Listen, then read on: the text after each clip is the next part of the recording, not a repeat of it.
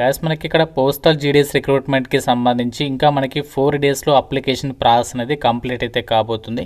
So ఇంకా ఎవరైతే ఇంకా అప్లై చేసుకోలేనటువంటి క్యాండిడేట్స్ ఉన్నారో సో వీళ్ళనైతే తొందరగా ఈ రోజే మ్యాక్సిమం అప్లై చేసుకునే ప్రయత్నం చేయండి. ఎందుకంటే మీకు లాస్ట్ డేట్ అయితే మళ్ళీ ఇంకా మీకు అప్లికేషన్ చేసేటప్పుడు చాలా ఇబ్బందులు అయితే మీరు ఫేస్ చేయాల్సి ఉంటుంది. అయితే ఈ వీడియోలో మీకు ఈ జాబ్స్కి సంబంధించి అసలు ఎగ్జాక్ట్గా ఎన్ని మార్క్స్ వస్తే మనము ఈ యొక్క రిక్రూట్మెంట్కి సంబంధించి జాబ్స్ పైన మనము ఓప్స్ పెట్టుకోవచ్చు, అలాగే సెలెక్ట్ అయిన తర్వాత మనకి ఎలా తెలుస్తుంది అన్ని డీటెయిల్స్ని క్లియర్గా ఎక్స్ప్లెయిన్ చేస్తాను. కాబట్టి చూస్తున్న ప్రతి ఒక్కరు కూడా వీడియోని లైక్ చేసి సపోర్ట్ చేయండి. సో చాలామంది చూస్తున్నారు కానీ లైక్ చేయట్లేదు, డెఫినెట్గా వీడియోని లైక్ చేసి మీ ఫ్రెండ్స్ కూడా షేర్ చేయండి. ఛానల్ని సబ్స్క్రైబ్ చేసుకొని బెల్ ఐకాన్ని యాక్టివేట్ చేసి పెట్టుకోండి. ఇంపార్టెంట్ అప్డేట్, ఎవరైతే గవర్నమెంట్ జాబ్స్కి సంబంధించి ఇంటి దగ్గర నుంచి ఆన్లైన్లో ప్రిపేర్ కావాలి అనుకుంటున్నారో మీకోసం మన ఛానల్కి సంబంధించి మేము ఆర్కే లాజిక్స్ తరపున మీకు ఆన్లైన్లో క్లాసెస్ అయితే ప్రొవైడ్ చేస్తాము. అన్ని రకాల కోర్సెస్కి సంబంధించి మీకు జస్ట్ 999 రూపీస్కి 1 ఇయర్ వ్యాలిడిటీ అయితే ప్రొవైడ్ చేస్తాము. మీరు ఏ కోర్స్ అనేది తీసుకోండి, మీకు ఇందులో 999 రూపీస్కి 1 ఇయర్ వరకు కూడా వ్యాలిడిటీ అనేది ఉంటుందన్నమాట. బ్యాంక్, రైల్వేస్, ఎస్ఎస్సి అన్ని రకాల కాంపిటేటివ్ ఎగ్జామ్స్కి సంబంధించి కోర్సెస్ అనేవి అవైలబుల్లో ఉన్నాయి. ప్రతి ఒక్కరు మన ఆర్కే లాజిక్స్ యాప్ అనేది డౌన్లోడ్ చేసుకొని మీకు లింక్ అనేది డిస్క్రిప్షన్లో పిన్నెడ్ కామెంట్లో ఇచ్చాను. ఫ్రీ డెమో వీడియోస్ కూడా ఉన్నాయి యాప్లో. కంటెంట్ అనేది ఒకసారి చెక్ చేయండి, నచ్చితేనే కోర్స్ అనేది తీసుకొని ప్రిపేర్ అవ్వండి. గాయస్ ఇక్కడ డీటెయిల్స్లోకి వెళ్ళినట్లయితే ఈ యొక్క పోస్టల్ జీడీఎస్ రిక్రూట్మెంట్కి సంబంధించి మనకి రిజిస్ట్రేషన్కి సంబంధించి లాస్ట్ డేట్ ఏమో 14th ఫిబ్రవరి, అప్లై చేయడానికి లాస్ట్ డేట్ 16th ఫిబ్రవరి. అప్లై చేసిన తర్వాత మీరు ఎందులో ఏదైనా మిస్టేక్స్ చేస్తే దానికి కరెక్షన్ చేసుకోవడానికి సంబంధించి 18th ఫిబ్రవరి నుంచి 19th ఫిబ్రవరి ఈ 2 డేట్స్లో మీరు ఎడిట్ అనేది చేసుకోవచ్చు అనమాట. ఇన్ కేస్ మనకి ఒకవేళ అప్లికేషన్ ప్రాసెస్కి సంబంధించి లాస్ట్ డేట్ కనుక ఎక్స్టెన్షన్ చేస్తే ఇవి మనకి డేట్స్లో అయితే మార్పులు చేసేటువంటి అవకాశం అనేది ఉంది. అయితే ఈ వీడియోలో మీకు ఇక పోస్టల్ జీడీఎస్ రిక్రూట్మెంట్కి సంబంధించి అసలు ఎన్ని మార్క్స్ వస్తే జాబ్ వస్తుందో అది కూడా చెప్తాను. దానికంటే ముందు మనకి యాక్చువల్గా ఈ జాబ్స్కి సెలెక్ట్ అయితే ఎగ్జాక్ట్గా మనకి మన హ్యాండ్కి వచ్చే సాలరీ ఎంత అండ్ ప్రమోషన్ ఆపర్చునిటీస్ అనేవి బాగానే ఉంటాయా, అంటే జాబ్ వస్తే జాయిన్ అవ్వచ్చా లేదా అది కూడా ఇప్పుడు క్లియర్గా చెప్తాను చూడండి. మనకి ఇక్కడ ఈ యొక్క పోస్టల్ జీడీఎస్ రిక్రూట్మెంట్కి సంబంధించి మెరిట్ లిస్ట్ అనేది ఎప్పుడు రిలీజ్ చేయబోతున్నారంటే రిజల్ట్స్ అనేవి ఎప్పుడు రిలీజ్ చేయబోతున్నారంటే మనకి లాస్ట్ డేట్ వచ్చేసి కరెక్షన్కి సంబంధించి లాస్ట్ డేట్ వచ్చేసి 19th ఫిబ్రవరి. ఆ 19th ఫిబ్రవరి తర్వాత ఎగ్జాక్ట్గా మనకి 15 డేస్ లోపే మనకి రిజల్ట్స్ అనేవి రిలీజ్ కావాలి. అంటే మనకి 19th ఫిబ్రవరి తర్వాత 15 డేస్ కౌంట్ చేసుకుంటే మీకు ఎగ్జాక్ట్గా మార్చ్ 1st వీక్లో రిజల్ట్స్ అనేవి రిలీజ్ అయితే చేయబోతున్నారు. ఇన్ కేసు ఒకవేళ లాస్ట్ డేట్ కనుక ఎక్స్టెన్షన్ చేస్తే ఇంకా అది మీకు ఒక 2-3 డేస్ ఎక్స్టెన్షన్ అయ్యేటువంటి ఛాన్స్ అవుతుంది. అయితే ఒక జీడీఎస్ రిక్రూట్మెంట్కి సంబంధించి మనకి ఏదైతే మెరిట్ లిస్ట్ అనేది రిలీజ్ చేస్తారో ఆ మెరిట్ లిస్ట్ అనేది ఎక్కడ చూసుకోవాలి, ఏ వెబ్సైట్లో మనం చెక్ చేసుకోవాలి అంటే ఇప్పుడు మనకి ఏదైతే కొత్త వెబ్సైట్ ఉందో ఇండియా పోస్ట్కి సంబంధించి అదే వెబ్సైట్లో మనకి మెరిట్ లిస్ట్ అనేవి వెబ్సైట్లో పెడతారు, ఫస్ట్ లిస్ట్ అని చెప్పేసి. అందులో కనుక మీకు ఆ రిజిస్ట్రేషన్ నెంబర్ కనుక ఉన్నట్లయితే మీరు ఆ జాబ్కి సెలెక్ట్ అయిపోయినట్లే అనమాట. అండ్ మీరు ఒకవేళ సెలెక్ట్ అయితే ఈ విధంగా లెటర్ ఆఫ్ ఇంటిమేషన్ అని చెప్పేసి ఇండియా పోస్ట్ వాళ్ళు మీకు మీరు ఏదైతే అప్లై చేసేటప్పుడు ఇచ్చినటువంటి అడ్రస్ ఉంటుందో ఆ అడ్రస్కి మీకు లెటర్ అనేది పంపిస్తారు. సో ఈ విధంగా నాకు 2018లోనే నాకు జీడీఎస్గా సెలెక్ట్ అయినట్లుగా నాకు అప్పుడు లెటర్ అయితే పంపించడం జరిగింది, దాన్ని మీకు ఇప్పుడు చూపిస్తున్నాను.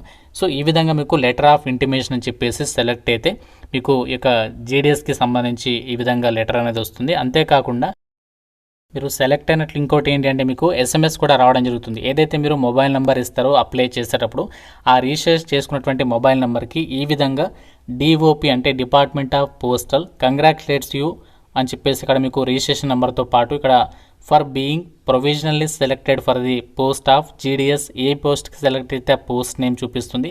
దానికి సంబంధించి మీరు సెలెక్ట్ అయినటువంటి లొకేషన్ అనేది ఇక్కడ మెన్షన్ చేస్తారనమాట. సో మీరు ఆ ఒరిజినల్ డాక్యుమెంట్స్కి సంబంధించి ఆ లెటర్లో ఇచ్చినటువంటి డేట్స్ లోపు మీరు వెరిఫికేషన్కి వెళ్ళండి అని చెప్పేసి ఈ విధంగా మీకు SMS అనేది వస్తుంది. అంతేకాకుండా వాళ్ళు లెటర్ కూడా పంపిస్తారు. సో కాల్ అయితే చేరు గమనించండి. మీరు రెగ్యులర్గా ఒకవేళ మీరు మెరిట్ లిస్ట్ రిలీజ్ అయిన తర్వాత చెక్ చేసుకోవాలి. అంతేకాకుండా మెరిట్ లిస్ట్లో అనేది మీ యొక్క ఏదైతే ఇక్కడ ఉన్నటువంటి రిజిస్ట్రేషన్ నెంబర్ ఉంటుందో ఆ రిజిస్ట్రేషన్ నెంబర్ మనకి ఫస్ట్ లిస్ట్లో మీకు ఏ సర్కిల్కి అయితే అప్లై చేస్తారో అందులో మీరు చెక్ చేసుకొని మీరు ఇక డాక్యుమెంట్ వెరిఫికేషన్కి అయితే వెళ్ళాల్సి ఉంటుంది. జీడీఎస్ రిక్రూట్మెంట్కి సంబంధించి మెరిట్ లిస్ట్ అనేది రిలీజ్ అయిన తర్వాత మనకి డాక్యుమెంట్ వెరిఫికేషన్కి వెళ్ళడానికి ఎన్ని డేస్ టైం ఉంటుంది అంటే మనకి వెరిఫికేషన్ చేసుకోవడానికి ఎన్ని డేస్ టైం ఇస్తారంటే ఎగ్జాక్ట్గా మనకి 15 డేస్కి పైగానే టైం అనేది ఇస్తారు. సో ఇక 15 డేస్లోపు మీరు వెరిఫికేషన్కి వెళ్ళేసి మీరు మీ జిల్లాకి సంబంధించి వాళ్ళు అక్కడ మెన్షన్ చేస్తారనమాట ఆ యొక్క దానికి సంబంధించి వెరిఫికేషన్ అడ్రస్ అనేది ఇస్తారు.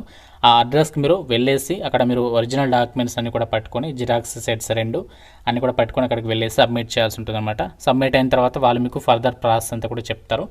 రిజల్ట్స్ అనేవి రిలీజ్ అయినటువంటి డేట్ నుంచి 15 days లోపు మీరు వెళ్ళాల్సి ఉంటుంది యొక్క డాక్యుమెంట్ వెరిఫికేషన్కి. రిజల్ట్స్ వచ్చేసి మనకి ఇప్పుడు ఏదైతే కొత్త వెబ్సైట్ ఉందో ఇక జీడిఎస్ ఆన్లైన్ ఎంగేజ్మెంట్కి సంబంధించి మీరు అప్లై చేసిన వెబ్సైట్ ఉంది కదా, ఇదే వెబ్సైట్లో మీరు ఇక్కడ అనెక్సర్స్ అని చెప్పేసి ఉంది కదా. సో దీని కింద మనకి ఏంటంటే జీడిఎస్ రిక్రూట్మెంట్కి సంబంధించి షార్ట్ లిస్టెడ్ క్యాండిడేట్స్కి సంబంధించి స్టేట్ వైజ్గా సర్కిల్ వైజ్గా లిస్ట్ అనేవి పెడతారనమాట. ఆ విధంగా మీరు అక్కడ నుంచి డౌన్లోడ్ చేసుకొని చెక్ చేసుకోవచ్చు. అయితే ఈసారి మనకి 2 నోటిఫికేషన్స్ అనేవి రిలీజ్ అయ్యేటువంటి అవకాశం అనేది ఉంది. సో మీకు దానికి సంబంధించిన డౌట్ ఉన్నా కూడా ఇక్కడ మీరు క్లియర్గా అయితే చెక్ చేసుకోవచ్చు అనమాట. పోస్టల్ జీడిఎస్ రిక్రూట్మెంట్కి సంబంధించి మనకి జనవరి మంత్లో ఇప్పుడు వచ్చేసింది కదా. సో దీనికి సంబంధించి నెక్స్ట్ నోటిఫికేషన్ జూలై మంత్లో అయితే రాబోతుంది. సో ఒకవేళ మీరు ఈ రిక్రూట్మెంట్కి సెలెక్ట్ కాకపోయినా ఫర్దర్గా వచ్చేటువంటి నోటిఫికేషన్కి కూడా మంచి వేకెన్సీస్ ఉంటాయి. దాదాపుగా 20,000 వరకు కూడా వేకెన్సీస్ ఉండే అవకాశం ఉంది కాబట్టి సో మీరు ఫర్దర్ నోటిఫికేషన్కి కూడా రెడీగా అయితే ఉండొచ్చు. కాబట్టి ఎవరికైతే ఈ యొక్క పోస్టల్ జీడిఎస్ రిక్రూట్మెంట్కి సంబంధించి సెలెక్ట్ అవుతారో అని చెప్పేసి అనుకుంటున్నారు, నేను ఇదివరకే మీకు ప్రీవియస్ వీడియోస్లో చెప్పాను. ఆ సర్టిఫికేట్స్ అన్నీ కూడా రెడీ చేసుకోండి అని చెప్పేసి. మీరు కూడా డాక్యుమెంట్స్ లేకుంటే మీరు కాలేజీలో ఇస్తే ఒకవేళ వాళ్ళని రిక్వెస్ట్ చేసి మాకు ఈ విధంగా డాక్యుమెంట్ వెరిఫికేషన్కి కావాలని చెప్పేసి అడగండి. సో వాళ్ళు మీకు ఇస్తారు. సో దాన్ని తీసుకుని డైరెక్ట్గా ఒకవేళ మీరు సెలెక్ట్ అవుతారనుకుంటే సో తీసుకొని పెట్టుకొని మీకు ఫర్దర్గా అయితే హెల్ప్ అవుతుంది. అయితే పోస్టల్ జీడిఎస్ రిక్రూట్మెంట్ 2026కి సంబంధించి ఎన్ని మార్క్స్ వస్తే మనకి జాబ్ వచ్చే అవకాశం ఉంది అంటే మనకి ఇక్కడ మీకు కేటగిరీ వైజ్గా అయితే చెప్తాను. పీడబ్ల్యూడీ కేటగిరీ వాళ్ళు ఎవరైతే ఉన్నారో మీకు మినిమం 10th క్లాస్లో కనుక 80% ఎబోవ్ కనుక ఉన్నట్లయితే మీరు అప్లై చేసిన సర్కిల్ని బట్టి మీరు ఆ యొక్క ఈ జాబ్స్కి సంబంధించి మీరు హోప్ అనేది పెట్టుకోవచ్చు అనమాట.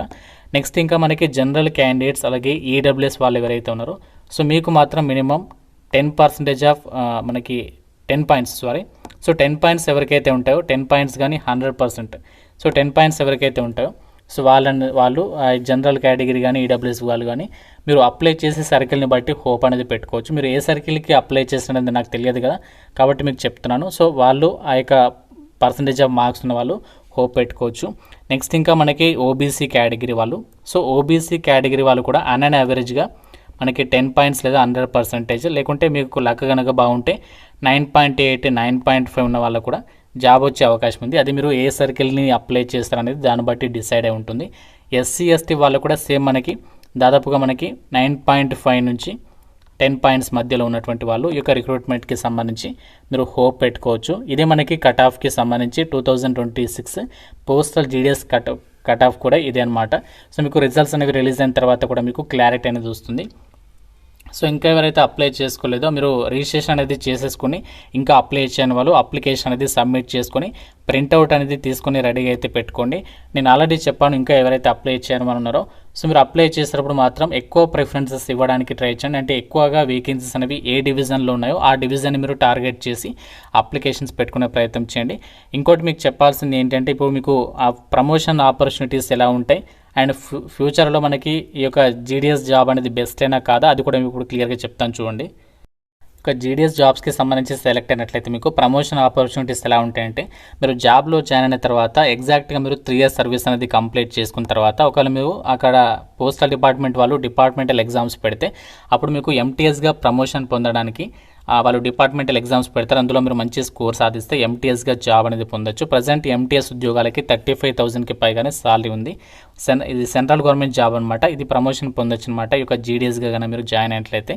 నెక్స్ట్ మీరు జీడిఎస్గా 3 years సర్వీస్ కాకుండా 5 years సర్వీస్ అనేది కంప్లీట్ చేసుకుంటే పోస్ట్ మ్యాన్ లేదా మెయిల్ గార్డ్కి సంబంధించి జాబ్కి ప్రమోషన్ పొందొచ్చు. అది కూడా మనకి డిపార్ట్మెంటల్ ఎగ్జామ్ త్రూగా మీరు క్లియర్ చేసుకోవచ్చు అనమాట. అలాగే సాలరీస్ విషయానికి వచ్చినట్లయితే నేను లేటెస్ట్ పే స్కేల్స్ అయితే చెప్తున్నాను. ఏబిపిఎంకి అయితే మీకు అన్ని అలవెన్సెస్ కలుపుకుంటే ఒకవేళ మీరు పిఎల్ఐ అనేది పెట్టుకోకపోతే 16,000 వరకు వస్తుంది. పిఎల్ఐ ప్రీమియం పెట్టుకుంటే 14,000కి పైగా వస్తుంది. బీపీఎం పోస్టులకి అయితేనేమో పిఎల్ఐ ప్రీమియంకి సంబంధించి డిడక్షన్స్ లేకుంటే 19,000 లేదా 18,000 వరకు వస్తుంది. లేకుంటే 16,000 ప్లస్ అనేది సాలరీ అనేది రావడం జరుగుతుంది. కాబట్టి ఇంట్రెస్ట్ ఉన్న వాళ్ళు మాకు ఇంకా ఫర్దర్గా కెరీర్ పరంగా మంచి జాబ్స్ కొట్టాలనుకునే వాళ్ళు మాత్రం జాబ్ వస్తే మాత్రం వదులుకోకండి.